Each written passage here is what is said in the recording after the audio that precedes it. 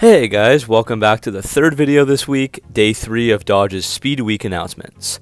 Last night was the reveal of the brand's future muscle car at the M1 concourse in Pontiac, Michigan, that being what they call the Dodge Charger Daytona SRT, and I'll add Banshee because that's the propulsion system that's being used. This thing has been teased for what feels like forever, beginning at Stellantis EV Day last July, with us just getting to see the car doing a burnout kind of in the dark. We know lots of the details now, so we're going to go in-depth on this car and explore the interior, exterior, performance, features, and more. Dodge is trying to create an exciting battery electric vehicle that's unlike any other vehicle on the road today, and they're trying to one-up the famous SRT Hellcat in terms of performance. So let's get into this. Also keep in mind that this vehicle is still a concept, so we truly don't know how much of it will translate over to the future production version. So this is Dodge's massive step forward towards their electrified future, and with this Dodge Charger Daytona SRT, they are attempting to change the perception of what a battery electric vehicle can be. The Dodge Charger Daytona SRT concept offers a glimpse at the brand's electric future through a vehicle that drives like a Dodge, looks like a Dodge, and sounds like a Dodge. Dodge has chosen the Daytona nameplate once again in their race to be faster, quicker, and more powerful. Daytona makes sense, as that was the first vehicle to break 200 miles per hour on a NASCAR track in 1970.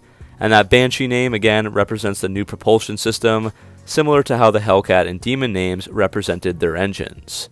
Dodge CEO Tim Kuniskis was proudly wearing a Banshee shirt while he revealed this Dodge Charger Daytona SRT concept.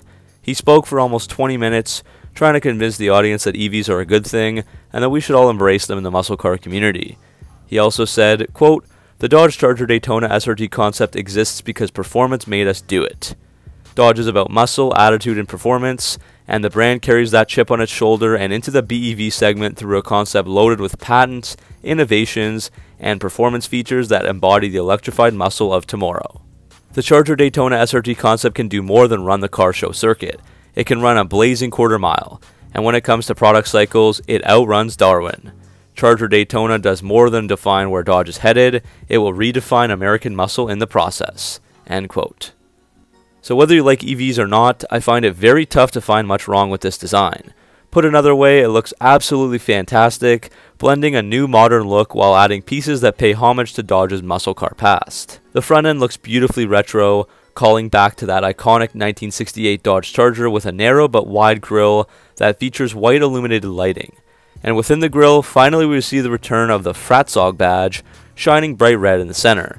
This symbol was teased by Dodge for the past year, again from the EV Day, and it was originally featured on Dodge muscle cars from 1962 through 1976. Back in those days it had no meaning whatsoever, but now Tim Kuniskis has reiterated that this Fratzog represents the electrified future of Dodge, showing how committed Dodge is to their performance heritage, while proving that they're trying to take that next step to electrification.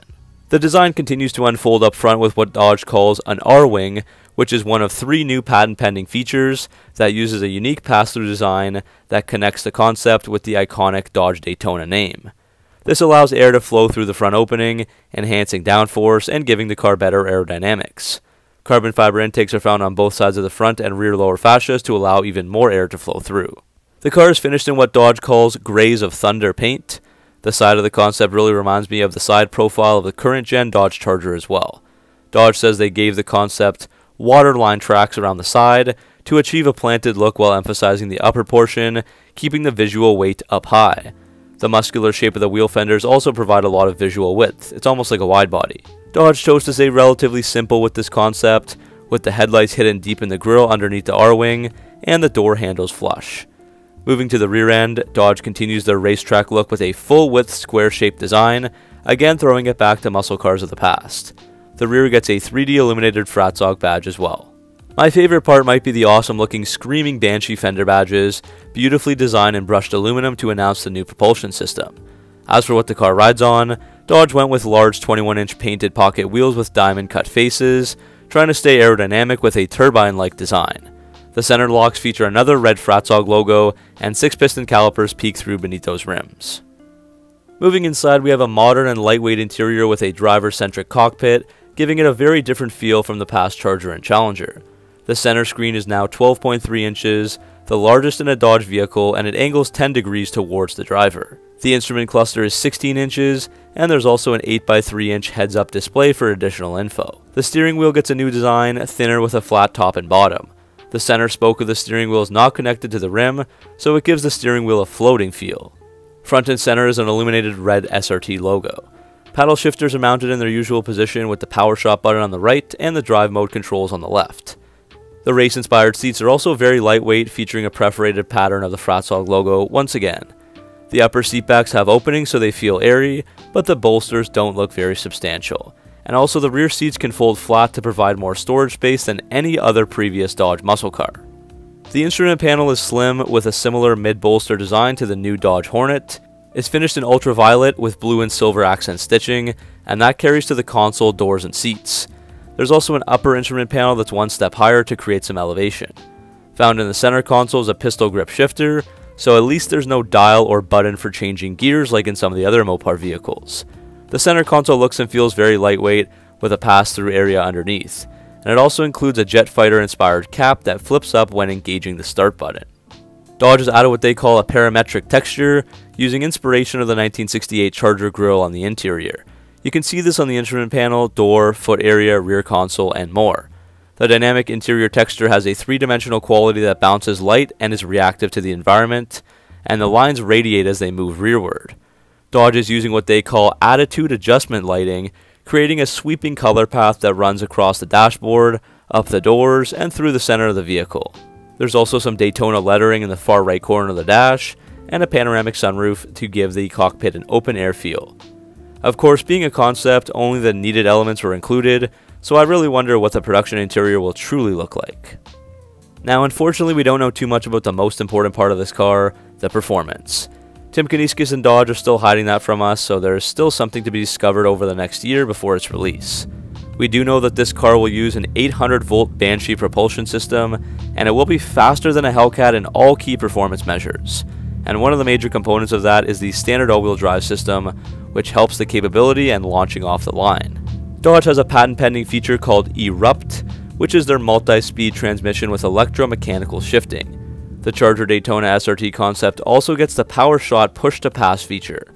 Activated by the push of a button on the steering wheel, PowerShot will deliver an adrenaline jolt of increased horsepower for a quick burst of acceleration. We learned more about this on the new Dodge Hornet, where it provided a boost of 25 horsepower and delivered instant torque, so that reduced the 0-60 time by 1 second and provided 15 seconds of that extra horsepower. But we'll have to wait and see what it does on this vehicle. Another patent-pending feature is the Fratzonic chambered exhaust, which is an industry-first BEV exhaust that can reach 126 decibels, making it as loud as a Hellcat-powered Dodge. Unlike Tesla, Dodge refused to embrace the silent electric motors, so yes, Dodge has added an exhaust to their electric vehicle. Again, we don't know too much about this exhaust, but it pushes the sound through an amplifier and tuning chamber located at the rear of the vehicle. Dodge says it will create a visceral dark matter sound profile experience in concert with the Erupt transmission.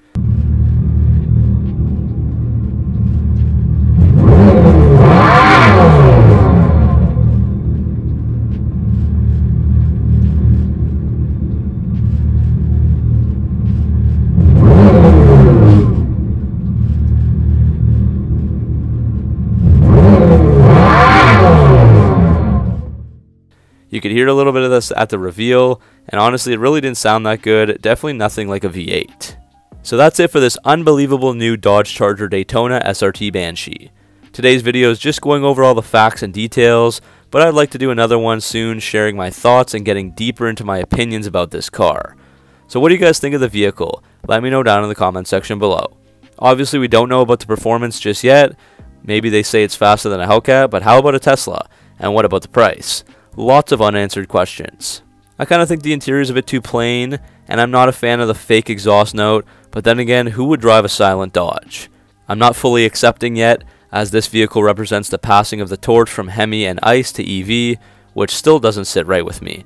For now, we can enjoy the last year of the Dodge Charger and Challenger that we know and love through 2023. So thanks for watching, make sure to like and subscribe for all your Mopar content and updates like this, and I'll see you all in the next video.